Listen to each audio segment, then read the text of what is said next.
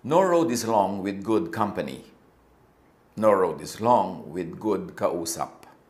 Pag masarap ang kasama, masarap ang kausap, ang mahabang oras ay umiiksi. Ang mahirap na sitwasyon ay dumadali. Dito sa quarantine, maraming opportunities mag-usap. Pakikipag-usap is also a ministry. Therapy, pleasure. Kaya dapat tayo ay mabuting kausap. At yan ang pamagat ng ating pag-aaral ngayon para maging blessing tayo sa ating kapwa at tayo man ay mabless pagka ang mga tao ay masaya at natutuwa sa atin, ang mabuting kausap. Suriin natin ang ating sarili, ang ating mga kasama, kung paano tayo lahat pwede mag-improve. Because the room for improvement, sabi nga, is the biggest room in the world. Ang mabuting kausap, nakikinig. Good listener. Job 21:3, bear with me while I speak, and after I have spoken, mock on. Ito kasi si Job, maraming nangyaring hirap sa kanyang buhay, tapos yung mga kaibigan niyang dumating para siya damayan, ay actually sinisisi siya. At hindi siya makapagtapos ng kanyang sinasabi, sinisingitan, inuunahan siya para sabihin siya siguro may kasalanan, kaya nagkaganyan-ganyan ang kanyang buhay. So sabi niya, bear with me while I speak, patapusin niyo muna ako, makinig muna kayo. Ecclesiastes 3:7, there's a time to be silent and a time to speak. Speech is silver, silence is gold. Kung mahalaga ang pagsasalita, madalas mas mahalaga ang pananahimik at pakikinig na mabuti. It is good to speak, but it is better to listen. Because when we listen, we learn. Lumalawak ang ating pananaw, lumalalim ang ating runong, at gumaganda ang ating behavior, maging ang ating pagkatao. Ang mabuting kausap, hindi sumisingit para pangunahan ang nagsasalita. Yung iba naman, nagsasalita ka pa, tatapusin na nila yung sentence mo for you. Meron ka sanang sasabihin na medyo may climax, may konting surprise, uunahan ka na agad nung mga nakakaalam na ng sagot o nung nakakaalam na sasabihin mo. May mga sumisingit para lang patunayang alam na niya ang sasabihin pa lang ng nagsasalita. Wala namang natutuwa sa ganong sumisingit eh. Kasi naiinis pa nga sa'yo yung siningitan mo at kuminsan napepreskuhan pa sa'yo yung mga nakikinig. Philippians 2:4, let each of you look not only to his own interests, look not only to his own itch to speak, but also to the interests of others to speak. In-apply natin sa speaking yung verse. Huwag lang yung gusto mo ang sundin mo. Huwag lang yung katinang yung dila. Huwag lang yung inip mo na tuloy, you will finish the sentence that other people are trying to finish. Tuloy, ipipreempt natin ang gusto nilang sabihin, uunahan pa natin sila. No, no, no, no. Hindi yan quality ng masarap kausap. Ang mabuting kausap, hindi pasikat. Hindi yung lagi mo sinasapawan ng sinasabi ng kapwa, dinadaig, tinatalo. Bigyan mo na siya ng moment na siya yung maging star. Bigyan mo na siya ng kanyang 5 moments or 5 seconds of fame. Huwag agawin agad yung limelight sa kanya. Proverbs 14:3, a fool's mouth lashes out with pride. Ang hangal daw ay mayabang, mapagmataas, mapagmalaki, at sino naman ang matutuwa sa ganong tao? Kaya isang kahangalan nga yung ganyan eh. Pero kung talagang matalino ang isang tao, malalaman niyang hindi siya dapat ganon. Kasi walang matutuwa sa kanya. At saka, unkind to others. To steal the limelight from them kung sila yung may performance. Sila yung nagsasalita, aagawan natin sila ng audience, aagawan natin sila ng magagandang lines. Psalm 17:10, they close up their callous hearts, and their mouths speak with arrogance. Ganyan din yung mga ungodly. Matitigas ang puso, mabibilis, magsasalita ang kanilang mga matatalim na dila. Ang mabuting kausap, hindi judgmental. Hindi yung sa facial expression mo pa lang, dinidiscourage mo na yung tao magpatuloy magsalita. o kaya nagpapakita tayo ng pagkagulat o pagkagalit to discourage them from speaking. O kaya binibigyan agad natin ng moral value yung sinasabi nila, kahit yung moral value na yun ay very personal lang to us at hindi naman siguro laging yun ang universal moral correctness. Na meron lang tayong bias about our morality, about our self-righteousness, at ini-impose natin yun sa iba. Tulad ng mga kaibigan ni Job. Ang daming nangyari sa buhay ni Job na napakahirap, pero yun ay pagsubok, hindi parusa dahil meron siyang maling ginawa. Pero yung mga kaibigan niya na dumating pa daw para makiramay, hindi nagtagal, naninisi na sa kanya. Ipinagpipilitan na nila na si Job siguro may kasalanan, kaya dumating sa kanya ang maraming hirap. Job 16:4, I also could speak like you if you were in my place. I could make fine speeches against you and shake my head at you. Sabi ni Job, oo, siguro nga kung nagkapalit tayo ng lugar, ako rin magsasalita ng mga pangit na sinasabi nyo sa akin. Masasabi ko rin yun sa inyo kung nagkapalit tayo ng lugar. Pwede rin magpailing-iling pa ako sa parang kumbaga ay pagkainis o hindi paniniwala sa sinasabi ko, gawin nyo yan. Pwede ko rin gawin sa inyo yan. Kasi talaga namang napakahirap ng pinagdaanan. Pero sana, huwag nyo nang dagdagan pa. Hayaan nyo na lang kung magsalita. Hayaan nyo kung makapaglabas ng aking dinidibdib, ng aking hinaing, ng aking sama ng loob, ng aking lungkot. Huwag nyo na akong daigin pa sa pagsasalita. Pwede ba ako na lang magsalita? Total, ako naman itong nahihirapan. Ako yung merong dapat ihinga. Matthew 7:1, do not judge, or you too will be judged. Pag may kausap tayo, huwag tayo agad bumubuo sa loob ng isip natin ng judgment tungkol sa kanya. Huwag tayong hindi pa siya tapos magsalita ay meron tayong nabuong hatol against that person who is speaking. Maging maluwag ang hininga ng kapwa sa pagsasalita, bigyan natin ng space. At bigyan natin siya ng, at the very least, benefit of the doubt. Huwag tayong agad-agad manghusga, agad-agad pigilin siya sa kanyang pagsasalita, agad-agad na daigin siya at tayo ang magsasalita. Ang mabuting kausap, hindi domineering. Hindi naguutos o nagpipilit ng point of view niya. Pag kami nagtatanong, bibigyan natin ng sagot, pero sagot lang natin yun, hindi niya kailangang sundin yung sinabi natin. Binigyan lang natin siya ng isang choice among many choices available sa kanya. James 3:17, but the wisdom that comes from heaven is first of all pure. Then, peace-loving, considerate, submissive, full of mercy and good fruit, impartial and sincere. Ganon daw ang tunay na karunungan na nagmumula sa Diyos. Dalisay, malinis, ang hinahanap ay katahimikan, hindi gulo, nagsasaalang-alang sa kapwa, hindi ipinagpipilitan ng sarili, mahabagin, maganda ang bunga, hindi biased, at ito ay matapat at malinis. Ang mabuting counselor, yung mga tagapayo, hindi naguutos. Hindi nagmamanman kung nasusunod siya. Hindi nagagalit pag hindi sinunod at hindi nagpaparusa pag hindi sinunod. Sa counseling, inaayos lang natin ang magulo. Nagpapaliwanag tayo ng madilim. Nag-aayos ng magulo sa isip. Nag-aalok ng mga choices. But a good counselor lets the counselee decide. Hindi tayo magpapayo tapos ipopulis natin, babantayan yung tao kung sinunod ang payo natin. Tapos magagalit tayo pag hindi tayo sinusunod. Pagkatapos humihingi uli ng payo, sasabihin natin, huwag ka nang magpapayo sa akin, di ka naman sumusunod sa akin. Look, nagpapayo tayo para yung magulong buhok masuklay para mas maintindihan niya. Yung madilim matapunan ng mas maraming liwanag para mas makita niya ang relationship of things. Pero hindi tayo diktador na magsasabi doon sa humihingi ng payo kung anong dapat niyang gawin.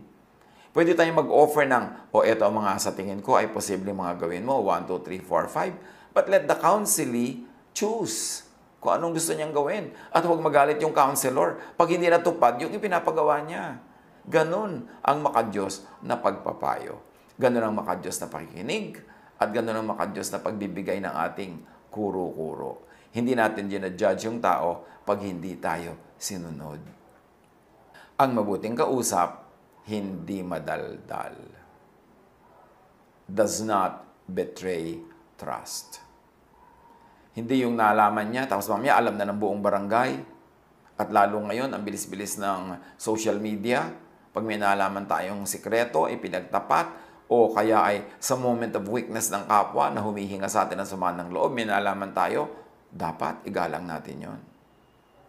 Whatever is shared in secret, in good times, in friendship, must be kept a secret even in so-called bad times, even if you become enemies. Ang totoo at tunay na tao, pag may ipinagtapat sa iyo ang kapwa sa panahon na kayo magkaibigan, malapit sa isa't isa, pag nagkagalit kayo at nagkalayo, sinisikreto mo pa rin yon. Hindi mo ibinubulgar sa iba dahil lang naiba na ang friendship nyo. Kasi nung isinyer sa iyo yon, maganda ang inyong relasyon. Therefore, igagalang mo yung magandang relasyon na yon kahit na iba pa nga ang ganong relasyon pagdating ng panahon. Proverbs 11:13, a gossip betrays a confidence, but a trustworthy person keeps a secret. Secret niya nung friends kayo, ngayong hindi na kayo friends, igalang mo yung friendship na yon kahit natapos na o kahit na iba, keep it still as a secret. Kung ikaw ay disente, makadiyos, at mabuting tao. Proverbs 13:3, those who guard their lips preserve their lives. And may I add, and the lives of those who trust them. Pagka hindi tayo madaldal, hindi tayo nagbubulgar ng mga sikreto needlessly, yung sarili nating kaligtasan ay ating napapangalagaan, pati kaligtasan ng kapwa. Hindi tayo nagkakaroon ng mga needless enemies, hindi tayo nagkakaroon ng needless dangers na papasukin kung may magalit sa atin dahil tayo ay madaldal. At kung anak ng Diyos, hindi lahat ng iniisip ay sinasabi, lalo sa social media. Sa social media, ang dali-dali mag-away, ang dali-dali mag-disagree. Pero come on, magba-Bible study kayo sa social media, sa Zoom conference, may Bible study, tapos mag-aaway. Tapos pagsasalitaan ng hindi maganda, ng masakit, magdi-display tayo ng pride, ng yabang, ng ating pagiging hypersensitive. It has no place in an online Bible class. It has no place in an online fellowship. Kasi dapat the Spirit of God governs us. At dahil sa social media, napakadaling ikalat ang baho, napakadaling ikalat ang sarili nating baho, sarili nating emosyon, mas maingat tayo dapat. Kasi pag nasabi na, kumalat na, hindi mo na mababawi pa. Mag-sorry ka man, pero hindi yan buong-buong nababawi. May natitira pa rin yan, nalulutang-lutang sa hangin. Kaya ang sabi ng Ephesians 4:29, do not let any unwholesome talk come out of your mouths, but only that which is helpful for building others up, according to their needs, that it may benefit those who listen. So, ang magandang kausap, ang mabuting kausap, binabantayan ang kanyang bibig, ang sinasabi lang niya ay yung makakatulong, hindi yung makakasira sa kapwa. Ang sinasabi niya ay yung sensitive sa need ng iba, hindi sa sariling need niya lang. At ang kanyang iniisip, lahat ng kausap, pinag-uusapan, at makikinig ay makikinabang. Nakapakinabangan sa kanila pag bumuka ang ating bibig. Proverbs 20:19, a gossip betrays a confidence, so avoid anyone who talks too much. Pagka merong tao na masyadong madaldal, walang pag-aalinlangan at walang preno sa paninira ng kapwa, directly or indirectly, sa pagsasalita ng bagay na makakasira sa kapwa, iwasan daw ang ganong mga tao. Kasi yung ginagawa nila sa iba, gagawin nila sa iyo. Pag mabuti ang kausap, napapabuti ang kapwa. Mayroon namang kausap na mapapahamak ang kapwa, imbes mapabuti. Sabi sa Romans 3:13, their throats are open graves.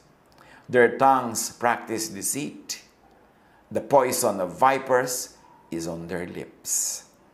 Yan daw mga tao masama magsalita, masama ang korte ng bibig, ang kanilang mga lalamunan ay parang mga libingan. Ang mga dila nila ay mapandaya, at ang kamandag ng mga ulupong ay nasa kanilang mga labi. Mabuti ka bang kausap? Masarap ka bang kausap? Psalm 119:103. How sweet are your words to my taste, sweeter than honey to my mouth.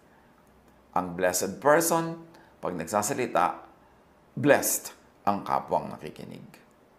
Proverbs 16:24, gracious words are a honeycomb, sweet to the soul, and healing to the bones. Lalo sa ministry, watch your words. Words should bless. Kung sa palagay mo ikay godly, sa palagay mo ikay leader, sa palagay mo ikay magaling, bantayan ang bibig. Yan ang tunay na sukatan.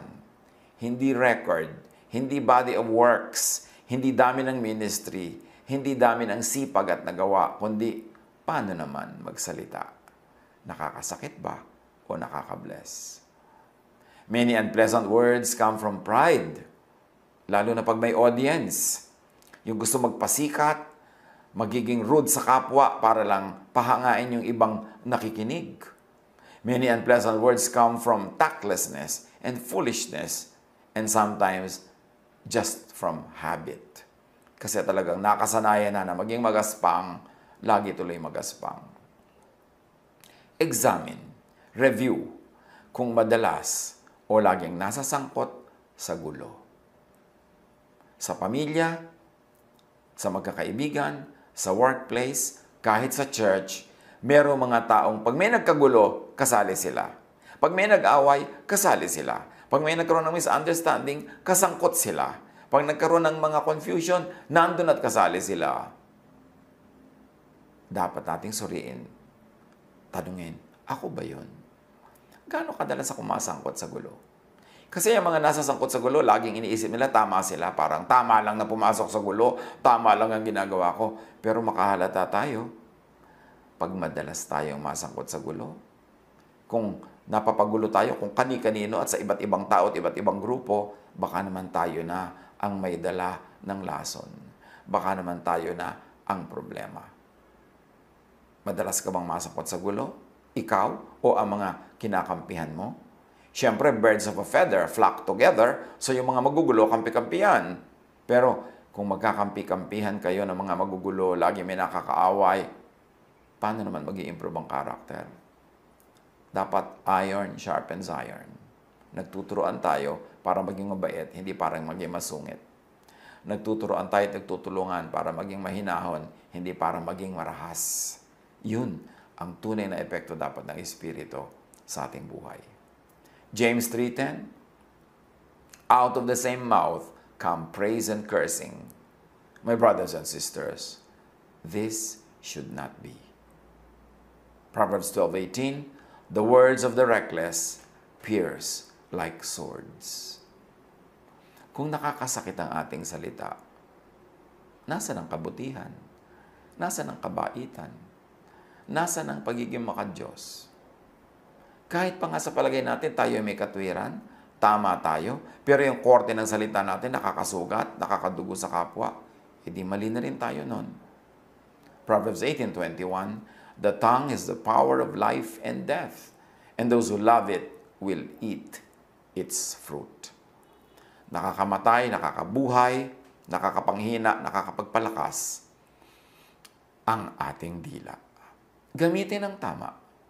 Proverbs 15:4, the soothing tongue is a tree of life, but a perverse tongue crushes the spirit. Pag tayo ba'y nagsasalita ay nabe-bless ang kapwa, nagiging blessing tayo, o nagiging curse, nagiging sumpa? Ang masarap kausap, winner. Namamahal ka, gusto ka pang kausapin uli, hindi ka tinatalikuran at hindi ka iiwasan sa mga darating na panahon. Pero ang masakit kausap, loser. Nawawala ang pag-ibig sa'yo ng tao, nawawala ang kanilang friendship, nagkakaroon ka ng kaaway. Do not win an argument, but lose a friend. But lose dignity or lose God's approval. Yang lagi nagsisikap na siya ang manalo sa argumento, mas malakas ang boses, merong final say and last say, kadalasan niya nang nawawala ng mga kaibigan. Nilalayuan ng mga taong dati sana ay malapit sa kanila. Kaya sabi ni Jesus, tungkol sa mga salitang walang kabuluhan, mga salitang masakit at masama, Matthew 12:36, I promise you that on the day of judgment, everyone will have to account for every careless word they have spoken. Pananagutan natin, ipagsusulit ang bawat salitang namutawi sa ating labi na walang kwenta, walang katuturan, o walang kabutihan. Do not win an argument, but lose love. Lose respect. Kung bubuka ang bibig, win na lang, wag na sa lose. Colossians 4:6, let your conversation be always full of grace, seasoned with salt, so that you may know how to answer everyone. Marami tayong goodwill na nawawala dahil pangit ang ating salita. Maraming pag-ibig, maraming pagkakaibigan, maraming blessing na sasayang, sinisira ng matalim na dila. Pero marami ring pag-ibig, maraming friendships, maraming blessing ang pwedeng akitin ng mabuting pananalita. Suriin natin. Pagka mayroong nagsasalita sa harap natin na pangit magsalita, pwede naman tayong manahimik lang at sa ekspresyon ng mukha natin, sila na ang bahalang bumasa na ikinalulungkot natin ang kanilang mga sinasabi. Suriin ang sarili. Ang words pwedeng weapon to hurt others, pero pwede rin itong parang napakabangong bulaklak para maging blessing sa iba at magsimula ng magagandang mga samahan. Watch your words. Maging maganda at mabuting kausap. It's only a matter of choice. It's a matter of discipline, and it's a matter of decision. Magbulay-bulay tayo, suriin ang ating mga sarili. God bless us all.